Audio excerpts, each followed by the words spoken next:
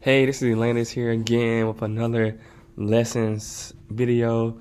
So this video will talk about my experience as a landlord. So I've been a landlord for about 2 years. Have one property that I'm renting out here in Atlanta, and also have a property that I live in and rent out 2 rooms. So I'm basically a landlord, saying 2 properties. So there's a lot of lessons I've learned in the last 2 years. A lot of things I wish I would have done. A lot of things I wish I would have not done. So this is like the first part series, and then the next couple series I'll tell a couple stories about my experience as a landlord. Hopefully I don't scare anybody, but it does take patience with all businesses. It takes some grit, some perseverance, and as well as learning how to learn from your mistakes and move forward from there. So for lessons to the future landlords part 1, we're going to talk about the importance of screening your tenants. So tenant screening is just like hiring an employee. It's like looking for a future wife. It's like finding the perfect dog or companion. That is how important finding a tenant and screening that tenant is. So you want to use a third-party software out there to do background checks, to do credit checks. You want to make sure that this person has an income, a steady income. You want to make sure this individual has respect for other people's property, because it's your property they're renting out. And you can always tell about how they keep themselves and what they talk about, what are they saying. Make sure you ask if they have pets. So a third-party software that I've used in the past is Turbo Tenant. There's a few other ones out there, but right now the main one I use is Turbo Tenant. It's about $45 for the potential tenant to fill out an application. So you can either pay that for yourself or you make them pay it. Usually I make the tenants pay it after they do a certain tour or come and look at a video tour and you're interested. And I go ahead and send them that link to fill out the application. So you want to make sure that, of course, you get that scheduling that tour or get that interest and make sure they're actually genuinely interested in your property. And then once you got their information, you're talking about them, you're answering them, asking them questions, they're asking you questions, you're answering those questions, and they sound like a good fit. Then you can go ahead and find ways that you can get that tour going. And then after you send them the tour or you have that tour, they seem that they're interested, go ahead and send them that tenant screening application. And you want to see how long they take to finish the application. So usually if they're very interested in it, if they're ready to make some moves, if they're on their P's and Q's, and they'll probably fill out application within 2 days. More the bigger slackers I've noticed, they wait about 3 or 5 days before they actually finish the application. So you got to be cognizant of that. Be sure that those people doing it in 1 day and 2 days, if you're sending it to them and then an hour later they're done with it, that is a good sign. That is a good tenant potentially. So send out the application, use that third-party software. I know there's a lot of companies out there like Experian. I think TransUnion is like the founding company of Turbo Tenant. I'm not 100% sure, but there's a lot of different ones out there. And then once you have that information right in front of you, you want to go ahead and make sure they're sending you some like bank statements.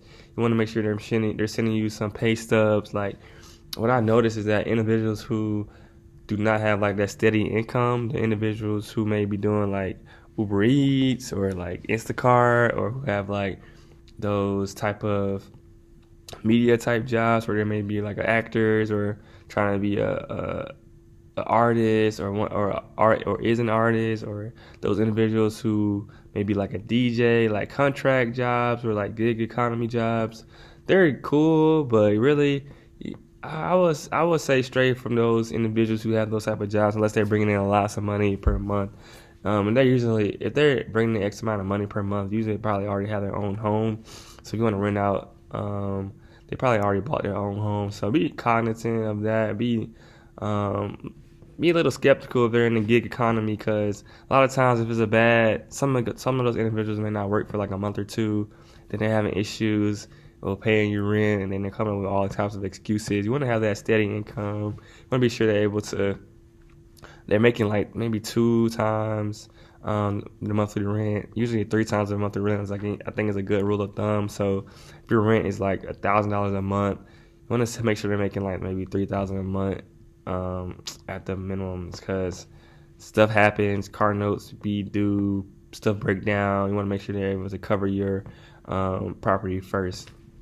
So I would definitely say look for those individuals who are not part of the gig economy, or if they are, make sure they have like that steady income. They're hardworking. They have like maybe 1099s from last year, or they have some invoices that they're giving out to people. Show some type of proof of their income being more than 3K or 3 times the monthly rent, because then you want to make sure that they have that enough money to cover that. And number two, I would say, is look at their background. So see if they have any outstanding cases, if they have any warrants or anything like that. That's also a red flag. So number two, make sure that their background is clean, spickety split clean, because those individuals who usually have a background of rough, a little bit rougher around the edges, they usually cause problems within the household. So I think I've had tenants that 2 of them had like records. So learn my lesson from that. Definitely try to avoid people with records. Number 3, I would say, is credit checks. So with turbo tenant, you get the background check and you get the credit check. So I've seen people have like credits from like 500 to like 725. So you want to make sure like they're over that 680. I feel like is the best mark, because usually people who are renting out houses don't really have the best credit. That's why they're renting out the house, because if they had a better credit, they probably usually would either buy a house, or they might be just transitioning, moving from one place to the next place. So, but usually I find like over 650, 680 is a good credit check to have. So be sure those individuals have a good credit on that. So first we covered steady income. Number 2, great background. Number 3, have a good credit. And number 4, I would definitely say money in the bank. So you want to make sure those individuals that you're screening as your tenant have some money in the bank. I know they say that it's like maybe 30% of the U.S. can't cover more than $1,000 of like a random expense. So you want to make sure that your individual, your tenant, is not part of that 30%. You want to be sure they have some type of money in the bank. They have good savings, habits. They want to have some type of income. I think usually 3 months is a pretty decent amount. I know a lot of people don't have that. You can go with 2. So somebody, if your rent is $1,000 a month, make sure they have about $3,000 to $6,000 in the bank, just ready for that, because COVID happened, people were struggling. You want to be sure they're able to pay their rent on time. That is always important, having them pay their rent on time. Sometimes, things happen, they communicated with you, you can be a little bit lenient, but what I learned is that you don't want to be lenient. But I'll talk that in the next series. So having that steady income, having that good background, having that great credit check, and then having that great saving habits, you can see money coming in, money coming out. So make sure they send you those bank statements. 2 or 3 bank statements usually is enough to see how much money is actually coming in. Then also seeing their pay stubs. So you can have them all attached. That you can either use Turbo Tenant, like I use a third-party software. You can have them send you bank statements, attach it to an email. I really don't recommend that. You can have like Google Drive or Dropbox, another more secure way to do it. But definitely want to have those 4 things when screening a tenant, because those things are very important to make sure that your tenant is the right match for you. Also, if they have a car, I would say transportation is also important. I know some people from up north may not have vehicles, but Uber is expensive. Trying to find riding a train just adds an extra excuse for them to not be able to pay you. So car is also the 5th thing I would say, a means of transportation. If your house is like near a bus stop or a MARTA station or a train station or any type of transportation, that's a plus. You should probably be charging more than for that. But if your tenant does not have a car, that's another red flag. So be sure you think of those 5 red flags or 5 things to think about when you're screening your tenants. So in part 2, I'll talk about a little bit more things I've learned for lessons to future landlords. So be sure to tune in to that.